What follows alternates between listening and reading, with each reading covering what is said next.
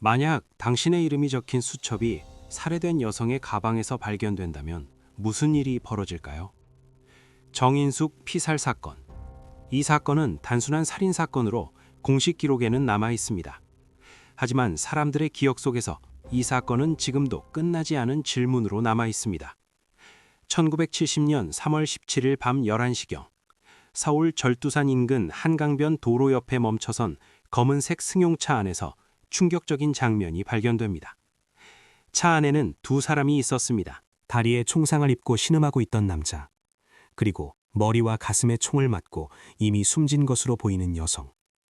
부상당한 남자는 34세 정종욱, 숨진 여성은 26세 정인숙. 이들은 남매였습니다. 경찰은 즉시 현장을 통제하고 수사에 착수합니다. 일주일 후에 나온 검찰 수사 결과에 따르면 범인은 오빠 정종욱인 것으로 밝혀졌습니다. 정종욱은 정인숙의 운전기사 노릇을 하면서 정인숙의 문란한 행실을 지적했으나 정인숙이 자신의 말을 듣지 않고 자신에게 심한 폭언을 가하자 가문의 명예를 위해 누이 동생을 권총으로 암살하고 강도를 당한 것처럼 위장하려 했다는 것입니다. 오빠인 정종욱도 허벅지를 관통하는 총상을 입었으나 수사당국은 이를 강도로 위장하기 위한 자작극으로 판단합니다. 사건은 가족 간의 비극으로 공식 종결됩니다. 그런데 그녀의 집에서 나온 수첩 하나가 이 사건의 성격을 완전히 바꿔놓습니다. 수첩에는 그 시대의 이름을 불러서는 안 될 사람들의 이름들이 빼곡히 적혀 있었습니다. 당시 입에 올리는 것조차 조심스러웠던 정관계 핵심 인사들. 그 순간부터 정인숙의 죽음은 개인의 비극이 아니라 정치적 사건으로 해석되기 시작합니다. 대한민국 권력의 가장 깊은 곳을 흔드는 사건의 시작이었죠. 1970년의 대한민국은 겉으로 보기에는 빠르게 성장하고 있던 나라였습니다. 고속도로가 놓이고 공장이 들어서고 경제개발이라는 말이 매일같이 신문을 채우던 시기였습니다. 하지만 그 이면에는 강한 권력 집중과 그 권력에 대한 침묵이 당연시되던 분위기가 존재했습니다. 당시는 대통령 박정희, 국무총리 정일권 체제, 정치 권력은 비판의 대상이 될 수 없었고 언론은 보도할 수 있는 선을 스스로 그어야 했습니다. 말하지 않는 대신 사람들은 속으로 이야기했습니다. 사적인 관계, 주변 인물, 소문 하나까지도 정치적 의미로 해석되던 시대. 그 시대의 조건 속에서 정인숙의 죽음은 사실보다 상상과 소문이 더 빠르게 퍼져나갈 수밖에 없었습니다. 이런 시기에 젊은 여성이 총에 맞아 숨졌고 그 유품에서 전 관계 유력 인사들의 이름이 적힌 수첩이 나왔다면 사건은 단순할 수 없었습니다. 정인숙은 공식 기록만 놓고 보면 특별할 것 없는 한 명의 젊은 여성이었습니다. 나이 26, 뚜렷한 직업이나 사회적으로 알려진 이력은 없었습니다. 하지만 수사가 시작되면서 그녀의 삶은 점점 평범이라는 단어와 멀어집니다. 고위 공무원의 딸로 태어나 대학을 중퇴하였으며 당시 한일 회담도 열리던 선운각 등 최고급 요정에서 접객원으로 일을 하고 있었습니다. 당시 요정 정치라는 말이 공공연하게 쓰이던 시절, 요정은 단순한 유흥 공간이 아니라 권력과 정보가 오가던 비공식 정치 공간이었습니다. 그녀는 당시 서울의 최고급 요정과 사교계를 중심으로 활동하고 있었습니다. 요정은 단순한 술집이 아니었습니다. 정치와 권력이 만나는 장소였죠. 국회의원, 장관, 군 장성, 재벌, 대한민국의 권력 핵심 인물들이 그곳에서 만나고 이야기하고 거래하는 곳이었죠. 그리고 정인숙은 그 중심에 있었습니다. 그녀는 아름다웠고 세련되었으며 무엇보다 권력자들과 매우 가까운 관계를 유지하고 있었습니다.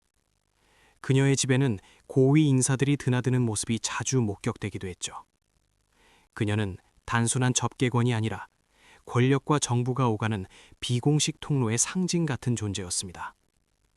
숨진 정인숙의 집에서 발견된 소지품에선 당시 일반인이 소지하기 쉽지 않은 복수 여권과 고액의 현금, 정관계 고위층의 명함 26장이 포함된 33장의 명함이 쏟아져 나왔는데 명단에는 박정희, 정일권, 이후락, 김형욱 등 대다수 5.16 주체 세력들이 포함되어 있었습니다.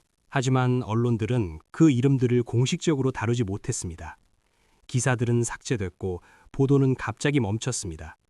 경찰 수사는 지지부진해졌고 빠르게 종결되었죠. 이 사건은 권력의 압력에 의해 흐지부지되었다고 하며 사건의 진상은 현재까지도 제대로 밝혀진 것이 없죠. 정인숙 살해 사건은 6일 만에 빠르게 수사가 종결되고 넷째 오빠인 정종욱의 범행으로 일단락되었지만 오빠인 정종욱의 범행 동기가 석연치 않았으며 중요한 범행 현장인 차고 차량은 사건 발생 2시간 만에 현장 조사도 제대로 이루어지지 않고 다른 곳으로 치워버리고 정인숙의 시신은 인근 병원으로 옮겨진 것이 아니라 마포경찰서 주차장에 방치가 되어 있었죠. 그리고 더 이상한 것은 검찰의 강력부가 투입되지 않고 간첩이나 국가안보와 관련된 중요한 사건만 하는 공안부가 이 사건을 맡아 수사를 진행한 겁니다. 성급히 종결지으려는 수사 태도도 의심을 샀을 뿐 아니라 정종욱이 사용했다는 권총이 발견되지 않았고 증거는 오직 정종욱의 자백뿐이라는 점이 의혹을 증폭시켰죠. 정종욱에 대해선 권세가들에게 희생된 세상에서 가장 억울한 인물 중 한 사람이라는 설이 떠돌기도 했죠. 한편 정계의 유력자가 은폐하려 했다는 설과 정적 관계에 있던 자의 소행이라는 의견이 있으나 그 무엇도 구체적으로 밝혀진 것은 아무것도 없었습니다. 정인숙의 오빠 정종욱은 19년의 형기를 마치고 추록하고 난 뒤 동생과 관계했던 고위층이 뒤를 봐준다고 했다는 아버지의 회유로 거짓 자백을 했을 뿐 국무총리실에서 왔다고 밝힌 괴한들이 동생을 살해했다고 주장했습니다.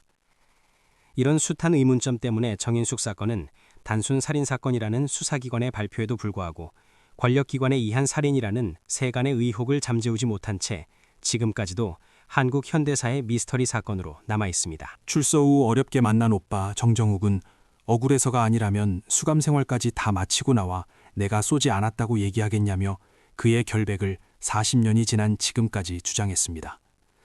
70대 중반에 들어선 그는 이제 시간이 얼마 남지 않았다며 마지막으로 재심 청구를 통해서라도 명예회복을 하고 싶다며 억울함을 호소하였습니다. 정인숙은 당대 최고 권력층과 연문을 뿌린 것으로 알려지게 됐으며 그녀의 숨겨진 아들의 아버지가 누구냐를 놓고 여러 설이 나돌면서 이 사건은 3공화국 최대의 정치 스캔들로 발전을 하게 되었습니다. 정인숙 사건은 결국 공식적으로는 해결됐지만 국민들의 기억 속에서는 아직 끝나지 않았습니다.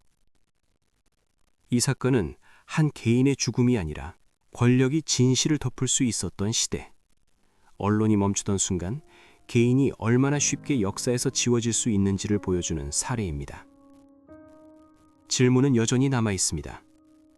과연 우리는 그날의 진실을 알고 있는 걸까요? 만약 이 사건이 오늘날에 일어났다면 같은 결말이었을까요? 여러분은 이 사건을 어떻게 생각하시나요? 댓글로 의견을 남겨주세요. 다음 영상에서는 한국 현대사의 또 다른 미스터리를 달아보겠습니다.